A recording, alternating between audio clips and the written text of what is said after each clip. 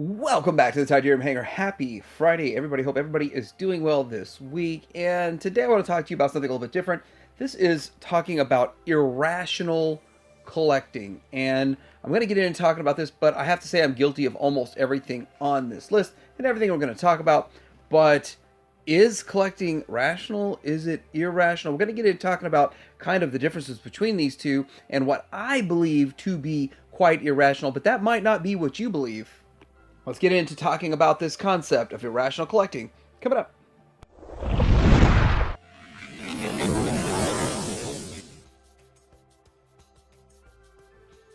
The first thing I want to talk about is what is quite rational when collecting. And you hear this from almost everybody that starts collecting. I had that as a kid. I had that back in the day.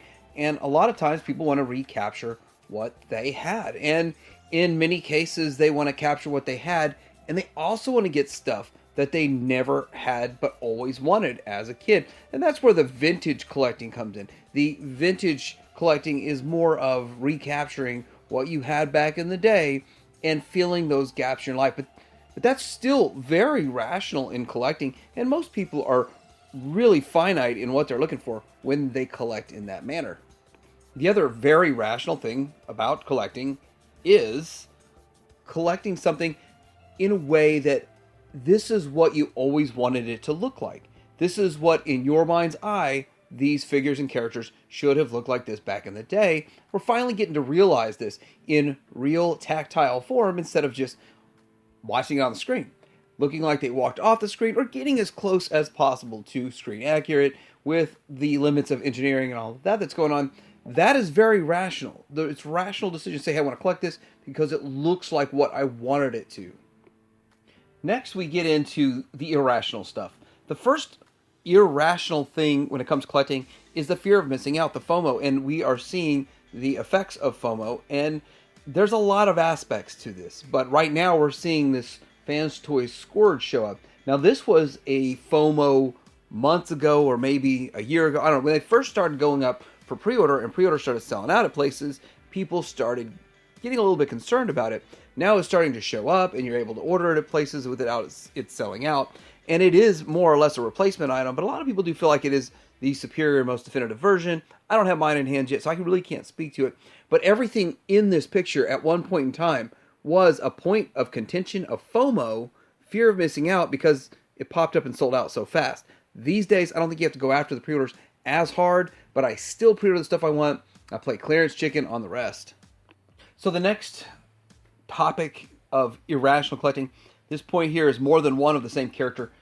It is irrational. Now, some people are focus collectors and they want that. That's what they do the most. Like my main collection is Optimus Prime, and I get a couple of others on the side. I can see that. That's not me, and I'm sure I have way too many Optimus Primes for what I've got going on here, but it is nice to compare and contrast each different iteration. That is fun over the years, and you're talking decades of collecting. And with that, it's fun to compare and contrast. But it's irrational. I'm doing it. It's irrational. And I have another Prime on the way. I'll have to admit to that later on in this video. But I do it, and I really can't chastise him for it. I just got to admit that it's quite an irrational behavior. Now, I'll admit that I'm not a trail breaker collector. I don't focus on this character, but I have a few. I have 3 different versions from 3 different companies. And with that, I kind of like that I have the different ones, but I looked at the Ocular Max and the Bad Cubes, and they never really spoke to me, so I never bought those. But the other ones all did, and it was fun to compare and contrast those. And with that, was it rational to buy each one, even though in the pictures you could clearly see the one that you would like the most? Well, sometimes getting it in hand, you might actually like a different one more in hand than in the pictures. But in this one, I still kind of like the Fans Toys one the most.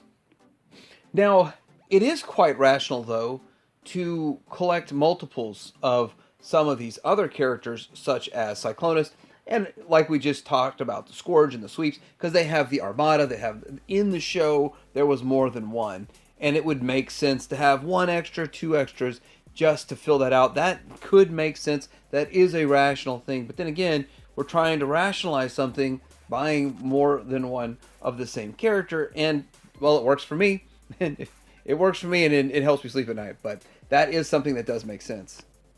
So the next point that is very irrational, and this is where it's a little dangerous, is the budget. Going over your budget, and I've done this a lot, and I've done it a lot recently in the past, and with that, it's something that is irrational. It engages an irrational portion of your brain there, where you're not really thinking logically. You're just thinking, well, FOMO goes hand in hand with that, or just a lot of the stuff hits at the same time. A lot of the stuff hits all at once, and you want to be in on it all, and you overspend like I did. And I definitely overspent on Christmas.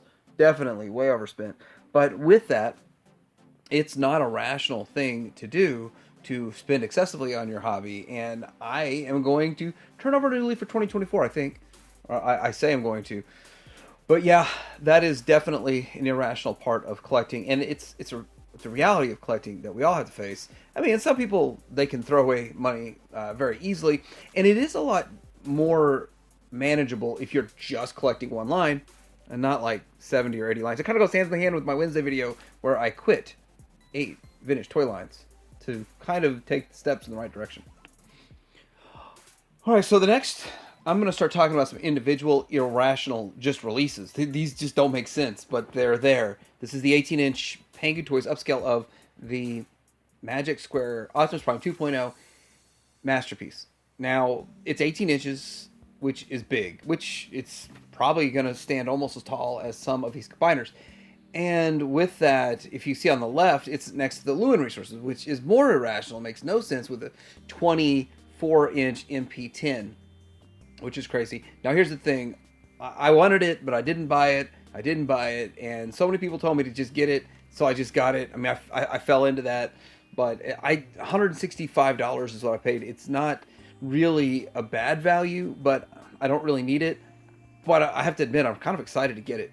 And it's irrational. It doesn't make sense. It's not something that, what am I going to do with it? Well, I know what I'm going to do with it, and I'll talk about that in the review, why I'm getting it, the real reason why I broke down and bought it. But I look forward to that, but it's really not a very logical, rational decision. In that same vein, this around 4 foot tall version of Metroplex coming from Lewin Resources is not a rational decision at all to buy this thing. And I gotta admit, I'm excited for a 4 foot one.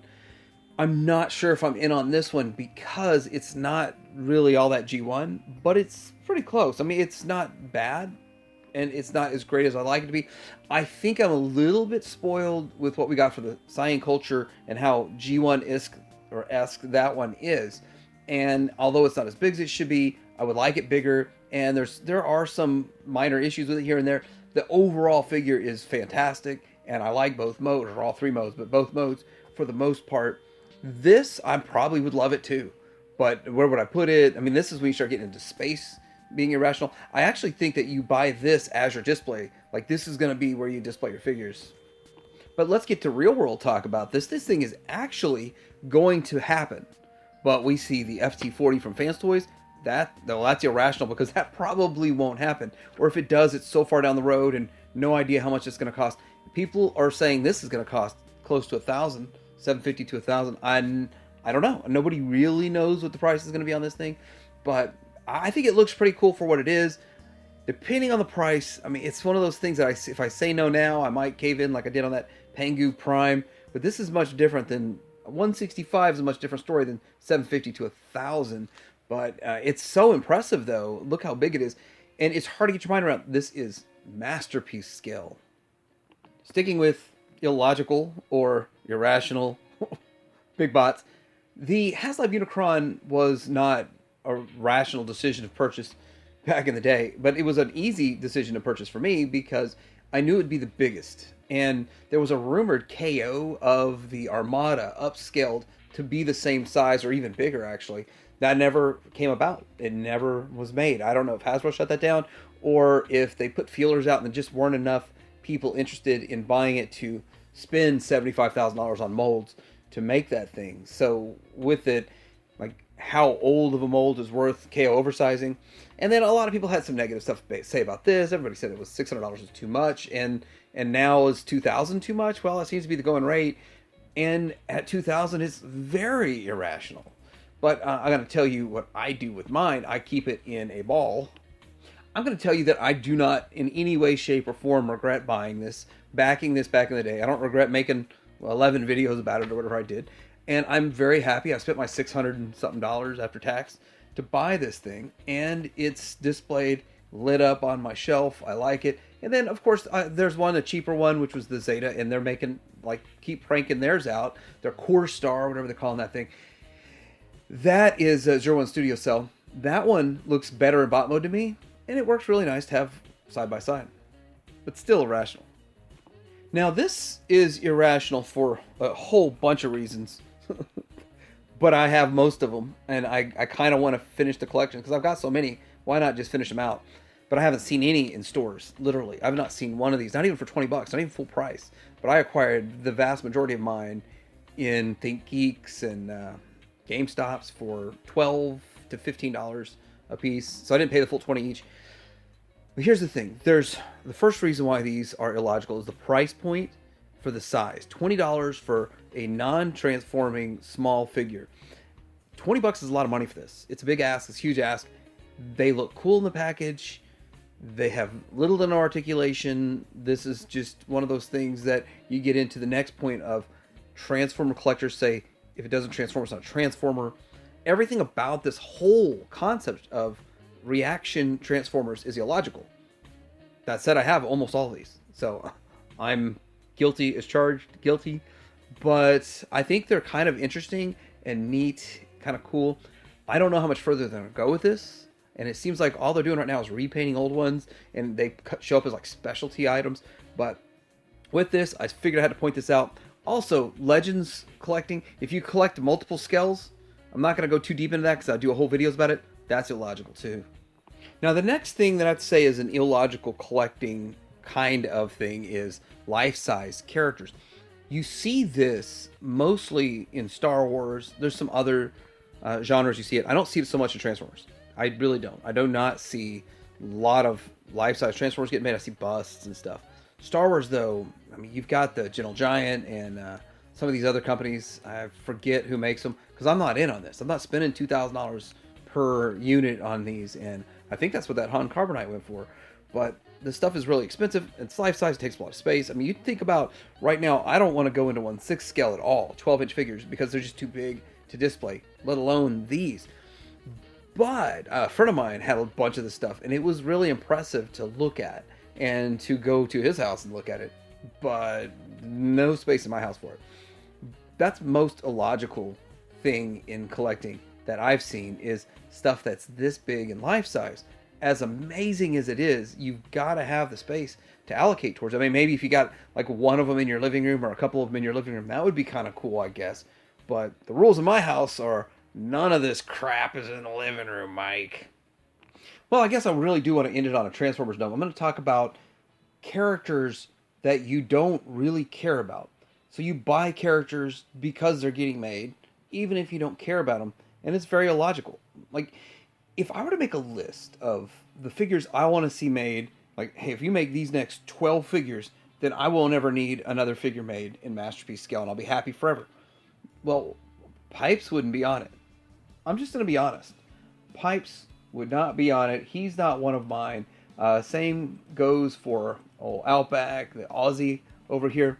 Now, I'm happy that I bought them. I think they all look great. They're phenomenal looking figures, and Fans Toys did a good job on them. And I have to admit, I kind of feel like a lot of this is kind of Fans Toys focused on these ones that I wouldn't have bought otherwise.